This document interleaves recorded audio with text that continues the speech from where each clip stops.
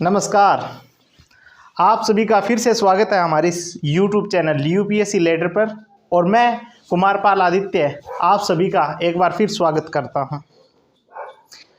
ठंड का मौसम आ चुका है और सूर्य अपनी दक्षिणायन की स्थिति में जा चुका है और उसका परिणाम है कि हम आपके समक्ष आज कोट पहनकर खड़े हुए हैं।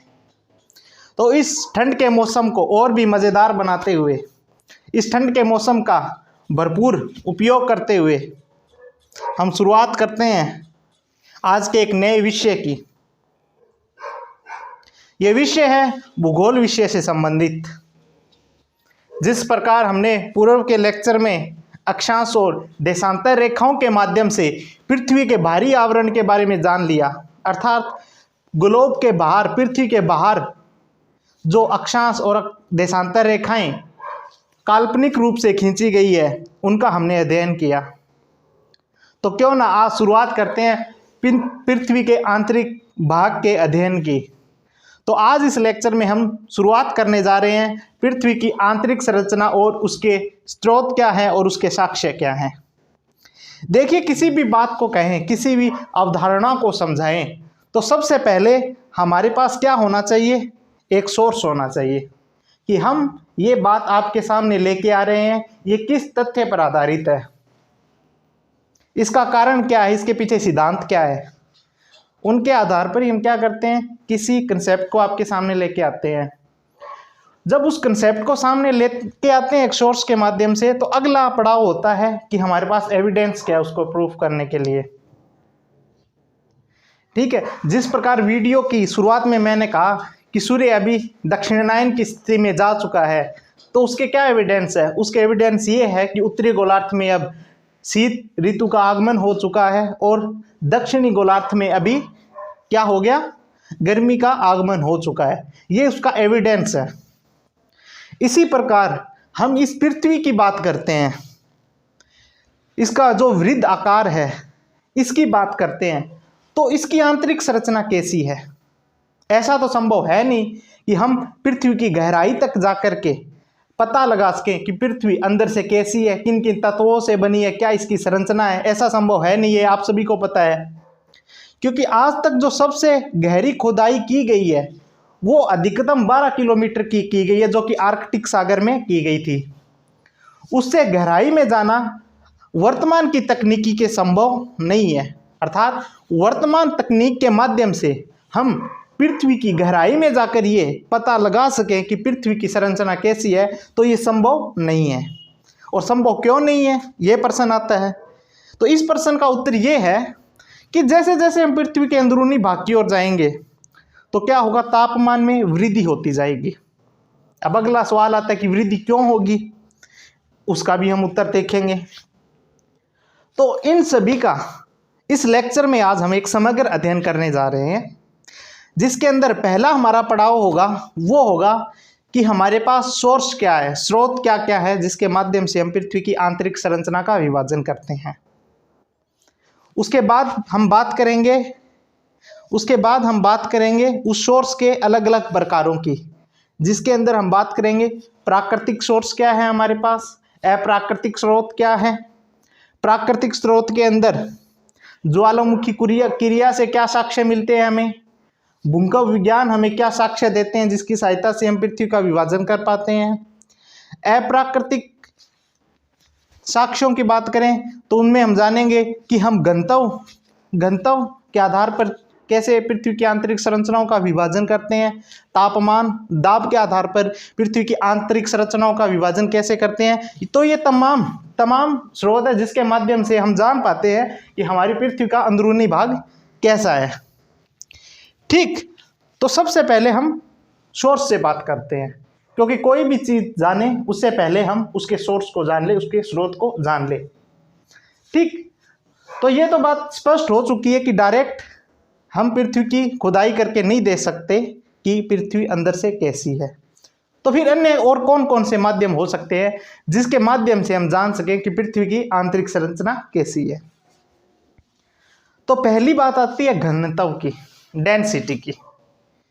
देखिए, पृथ्वी को जो बाहरी परत है, जिस परत पर हम रहते हैं, उसको भूपरपट्टी कहते हैं। क्या कहते हैं? भूपरपट्टी, अर्थात क्रस्ट कहते हैं, जो कि स्थलमंडल का ही एक भाग है और पृथ्वी की प्रमुख 3 परतों में से सबसे ऊपरी परत है करत, ठीक, जिसको क्रस्ट या भूपरपट्टी कहते हैं।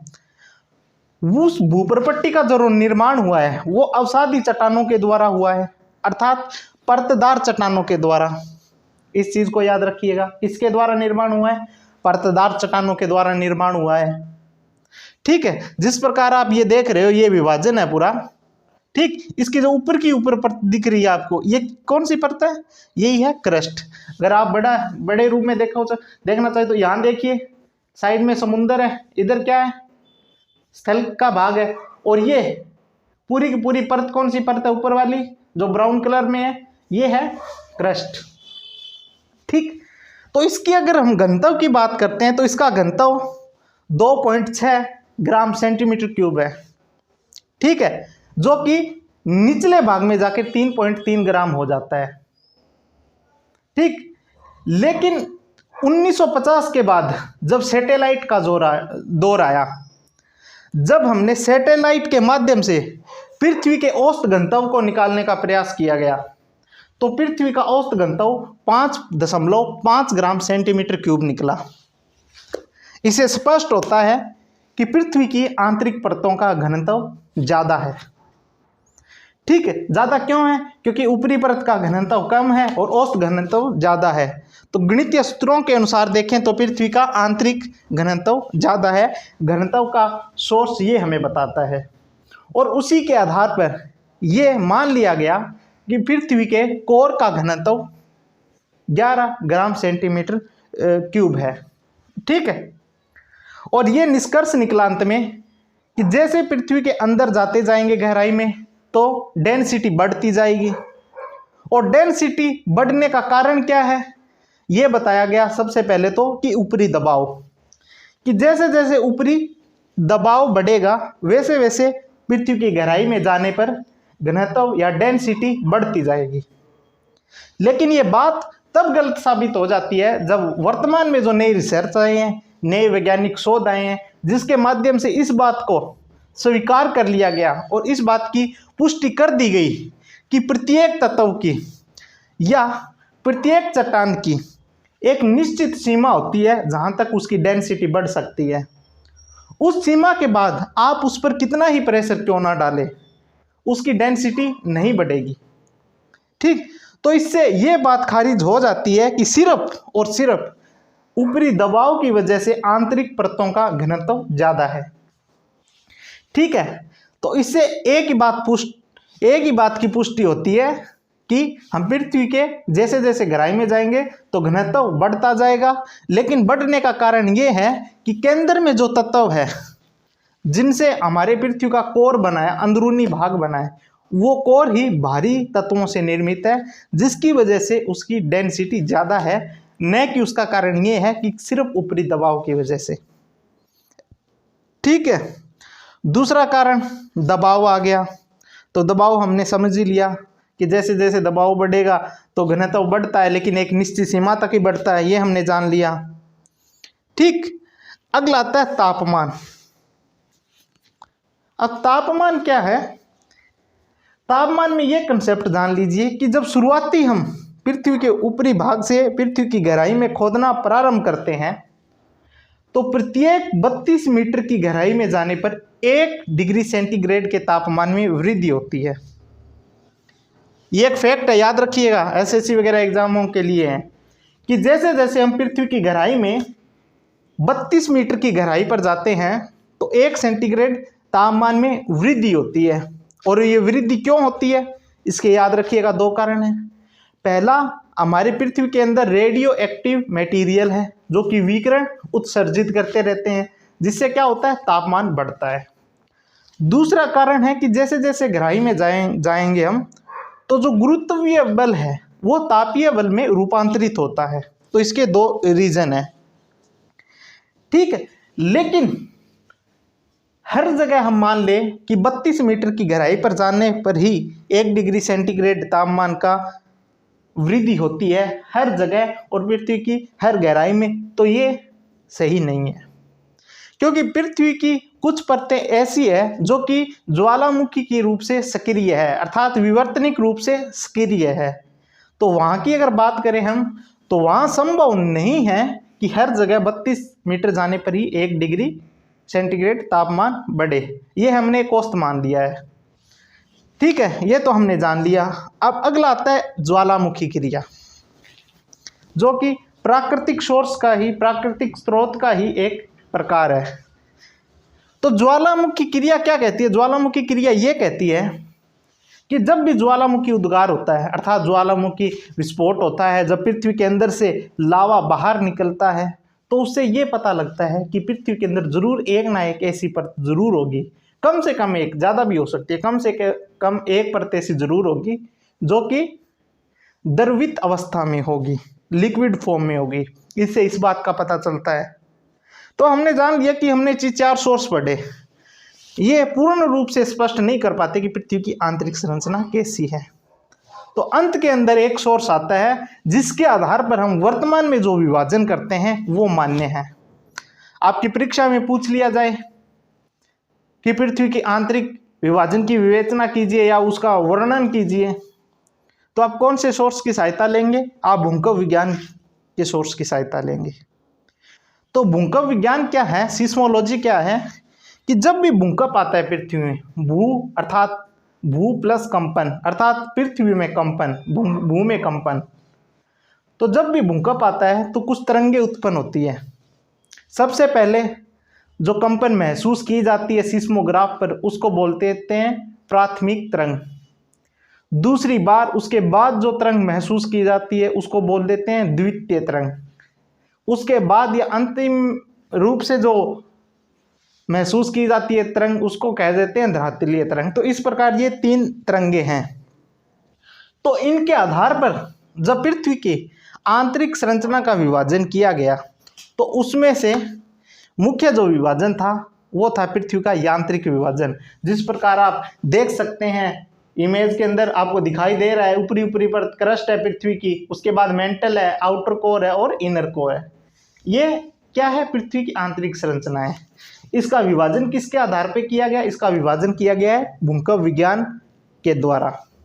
और ये विभाजन कौन सी संस्था ने किया है? तो आप याद रखिएगा, ये किया है international union of geodesy and geophysics. International union of geodesy and geophysics ने भूकंपीय तरंगों के आधार पर पृथ्वी का जो आंतरिक विभाजन किया है वो इस प्रकार से है, और मुख्य रूप से 3 परतें हैं। तो वो 3 परतें कौन सी है? इसको याद रखिएगा। वो 3 परतें हैं। पहली परत है क्रस्ट। कौन सी? क्रस्ट। क्रस्ट के बाद जो परत आती है गहराई में जाने पर, वो आती है भूपरपट्टी। कौन सी परत? भूपरपट्टी। उसके बाद जो परत आती है वो कौन सी होती है? वो आती है कोर। ठीक है, लगभग 32 किलोमीटर की गहराई तक की बात करें तो वो होती है क्रस्ट का भाग। 32 किलोमीटर के बाद 2900 किलोमीटर तक का जो क्षेत्र आता है वो होता है मेंटल, और 2900 किलोमीटर से लेकर के 6371 किलोमीटर तक का जो क्षेत्र आता है वो होता है कोर। अर्थात पृथ्वी की आंतरिक संरचना का 3 विभाजन किया गया है। सबसे ऊपरी परत है कोर, उसके बाद है मेंटल के बाद है सबसे ऊपरी परत क्रस्ट, उसके बाद मेंटल, उसके बाद कोर। ठीक, लेकिन अब क्रस्ट परत ले लीजिए, तो क्रस्ट की परत जरूरी नहीं उसमें भी घनत्व हर जगह एक समान हो, उसकी डेंसिटी एक समान हो, क्योंकि ऊपरी परत है उस पर प्रेशर कम होगा तो उसकी डेंसिटी अलग होगी। उसके नीचे की जो परत होगी उस पर प्रेशर ज़्यादा होगा तो डेंसिटी थोड़ी ज़्यादा होगी। इस आधार पर क्रस्ट का भी फिर 2 विभाजन किया गया, ऊपरी क्रस्ट और निचली क्रस्ट, ऊपरी मेंटल और निचली मेंटल। ठीक, आउटर कोर और इनर कोर। ठीक, अब ये जो विभाजन होता है और विभाजन करने वाली जो सीमा है उसके भी कुछ निश्चित नाम रख दिए गए हैं। जिस तरह ऊपरी क्रस्ट और निचली क्रस्ट का जो विभाजन करती है उस रेखा को हम बोलते हैं कोनराड असंबंधता। इसी प्रकार ऊपरी क्रस्ट और निचली क्रस्ट को विभाजन करती है उस रेखा को क्या बोलते हैं? कोनराड असंबंधता। उसके बाद मोहरोविसिस असंबंधता। ठीक, मोहरोविसिस असंबंधता किनके मध्य है? निचली क्रस्ट और ऊपरी मेंटल के मध्य, अर्थात मेंटल और क्रस्ट को जो सीमा विभाजित करती है उसको बोलते हैं मोरोविसिस असमंजसता। ठीक, फिर ऊपरी मेंटल और निचली मेंटल की बात आती है, तो उसको कौन विभाजित करती है? उसको करती है रेपेटी असमंजसता। कौन ऊपरी मेंटल और निचली मेंटल को कौन विभाजित करती है? कौन सी रेखा? रेपेटी असमंजसता। इसी प्रकार निचली मेंटल और आउटर कोर को विभाजन करने वाली जो रेखा है उसको क्या बोलते हैं हम? उसको बोलते हैं हम गुटेनबर्ग असमंजसता। और अंत में कोर को दो भागों में विभाजित करने वाली जो रेखा है उसको बोलते हैं हम लेहमैन असमंजसता।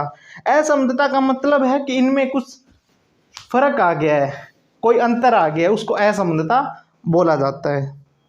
ठीक है, अब आती है बात स्थलमंडल की। स्थलमंडल किसे कहते हैं भाई? अब आपको जिस प्रकार से दिखाई दे रहा है, ये ऊपर का हिस्सा क्या है? ये ऊपर का ब्राउन वाला ये क्रस्ट है। ठीक, इसके नीचे का क्या है? ये ऊपरी मेंटल का कुछ भाग है। तो ये दोनों यानी कि पूरी की पूरी क्रस्ट जो कि 32 किलोमीटर तक की गहराई में है और ऊपरी मेंटल का कुछ भाग मिलकर किसका निर्माण करते हैं? स्थलमंडल का। तो क्रस्ट और ऊपरी मेंटल का कुछ भाग मिलाकर क्या करते हैं? स्थलमंडल का निर्माण करते हैं। और उस स्थलमंडल के नीचे ऊपरी मेंटल का कुछ पार्ट ऐसा है जो पिघली हुई अवस्था में है, जिसको बोलते हैं दुर्बलता मंडल, एस्थीनोस्फीयर।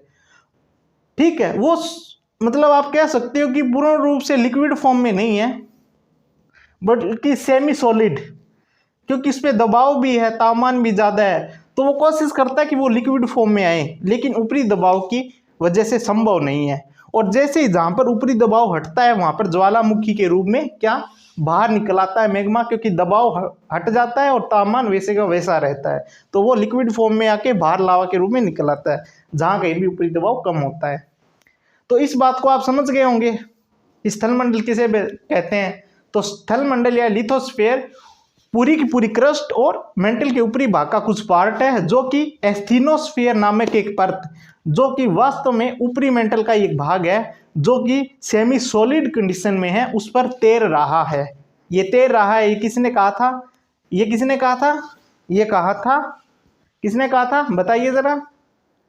सवहनधारा सिद्धांत, ऑर्थर होम ने सवहनधारा सिद्धांत दिया था। सवहनधारा मतलब एस्थीनोस्फीयर में कुछ लेयर्स निकलती है।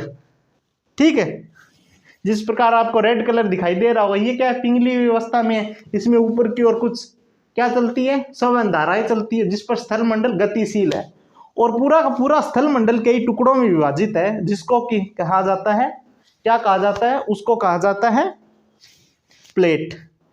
अब प्लेट शब्द सबसे पहले किसने प्रयोग किया था? याद रखिएगा, टूजो विल्सन ने किया था, टूजो विल्सन ने।